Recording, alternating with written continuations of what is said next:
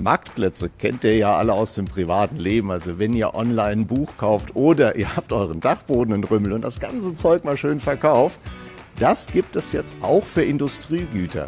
Also ihr könntet online einen Bagger kaufen, ein Boot oder vielleicht eine Flugzeugturbine. Und wie die neuen digitalen Marktplätze für Industriegüter funktionieren, das erklärt mir heute der Matt. Wieso beim Billard? Ganz einfach. Wenn du als Kunde ein Produkt suchst, dann möchtest du im Markt möglichst mit wenig Käufern zu tun haben. Also gehst du zu einem Marktplatz und der organisiert den kompletten Verkaufsprozess für dich.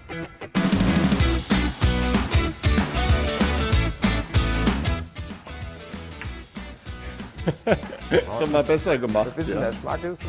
Ja. Wieso gibt es denn diese Marktplatzmodelle für Industriegüter erst jetzt? Die Kundenerwartung ändert sich. Du hast auf der Einkaufsseite immer mehr Vertreter der neuen Generation, die alles online kaufen. Du hast auf der anderen Seite viele neue Tech-Anbieter und Startups, die sagen, wie optimiere ich die kompletten Einkaufsprozesse von vorne bis hinten digital und wie schaffe ich eine einfache Lösung für den Kunden, wo er ein Produkt sucht, eine Vermittlung an den Partner hat und gleichzeitig eine Abwicklung der Prozesse. Ist das nicht auch eine Herausforderung, wenn du einen Bagger online verkaufen willst? Natürlich, also wir reden über hochpreisige Industriegüter, die natürlich online nicht primär verkauft werden können. Und darum geht es primär darum, dass der Marktplatz eine vertrauenswürdige Plattform schafft, in der der Käufer und der Verkäufer diese Arten von Gütern sicher verkaufen können.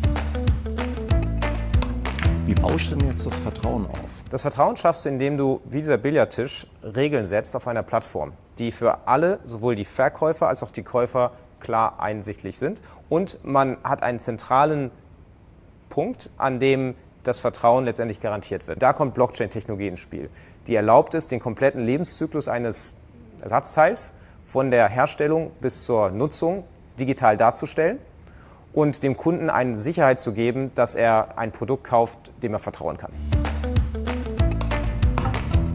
Wie kommt denn jetzt die Bank dabei ins Spiel? Die Bank kommt an 3 Stellen zum Spiel. Zum einen an dem Zeitpunkt, wo du eine Zahlung im Checkout auswählst. Hier ist es wichtig, dass die Bank sichtbar ist für den Kunden, weil das schafft Vertrauen.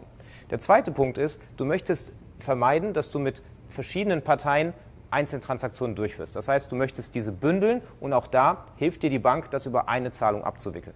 Und der dritte Punkt ist, du möchtest gerade für teure Güter das natürlich nicht mit der Kreditkarte bezahlen, sondern du brauchst eine Bezahlmethode, die letztendlich sich auch eignet für diese teuren Produkte.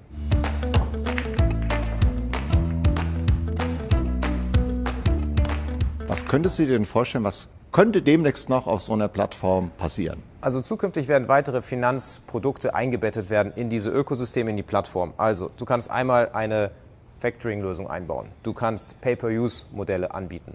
Du kannst Ratenzahlungen anbieten. Alles Produkte, die von der Bank angeboten werden, aber im Kontext der Transaktion zu sehen sind. Für die Verkäufer ist es wichtig, dass auch dort eingebettete Trade-Finance-Produkte wie Garantien etc. angeboten werden. Und wir glauben, dass auch zukünftig Pay-per-Use-Modelle, also nutzungsbasierte Modelle, verknüpft werden können mit diesen Plattformen, mit diesen Marktplätzen und damit noch Mehrwert generieren können. Das heißt, ich kann mir demnächst einen Bagger mit Buy Now, Pay Later kaufen, Pay-per-Use-Modell noch oben drauf schnallen und das funktioniert. Absolut. Und dann personalisierst du diesen Bagger noch in deiner Lieblingsfarbe, natürlich blau.